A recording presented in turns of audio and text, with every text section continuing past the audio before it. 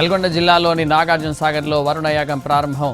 యాగాన్ని మొదలుపెట్టిన మంత్రి ఉత్తమ్ దంపతులు. మధ్యాహ్నం జరిగే పూర్ణాహుతిలో పాల్గొననున్న సీఎం రేవంత్.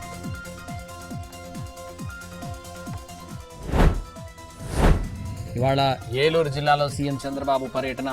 కలిదిండిలో మీ భూమి మీ హక్కు కార్యక్రమంలో పాల్గొననున్న సీఎం. రైతులకు పట్టాదారు పాస్ పుస్తకాలు అందజేయనున్న చంద్రబాబు. అనంతరం ప్రజావేదిక సభలో పాల్గొని మాట్లాడనున్న ముఖ్యమంత్రి.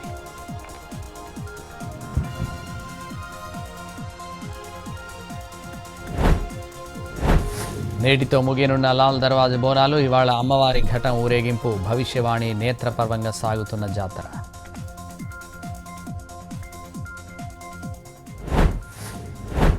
తెలంగాణలో నేటితో ముగియనున్న ఎస్ఐఆర్ గడువు. రాష్ట్ర వ్యాప్తంగా 78% డిజిటలైజేషన్. హైదరాబాద్లో 58% డిజిటలైజేషన్. ఎన్యుమరేషన్ ఫామ్ సమర్పించిన 2,64,00,000 మంది ఓటర్లు.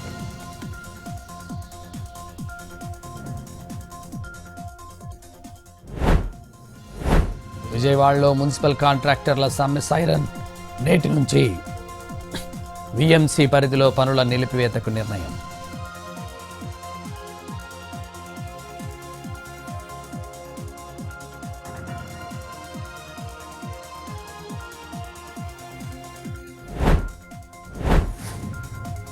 ఇవాళ శ్రీశైలంలో 4వ రోజు వరుణ యాగ సహస్ర ఘటాభిషేక పూజలు.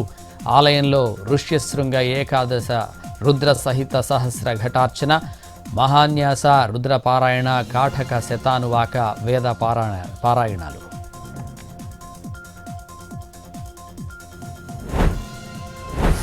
తిరుమలలో కొనసాగుతున్న భక్తుల రద్దీ. కంపార్ట్మెంట్లన్నీ నిండి వెలుపల క్యూ లైన్లలో వేచి ఉన్న భక్తులు. వెంకన్న సర్వదర్శనానికి 20 గంటల సమయం. నిన్న శ్రీవారిని దర్శించుకున్న 87,000 మంది భక్తులు. హుండీ ఆదాయం 4,59,00,000.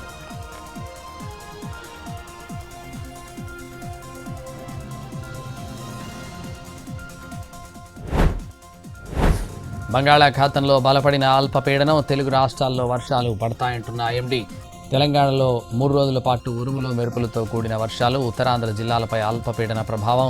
కోస్తా రాయలసీమల్లో ఉరుములతో కూడిన వానలు.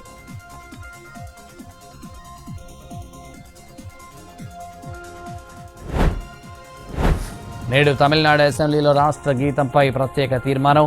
అధికారిక కార్యక్రమాల్లో రాష్ట్ర గీతానికే తొలి స్థానం ఇవ్వాలని తీర్మానం. తమిళ తాయ్ వాజ్తోనూ తప్పనిసరిగా పాడేలా ప్రత్యేక తీర్మానం. అసెంబ్లీలో తీర్మానం ప్రవేశపెట్టనున్న సీఎం విజయ్.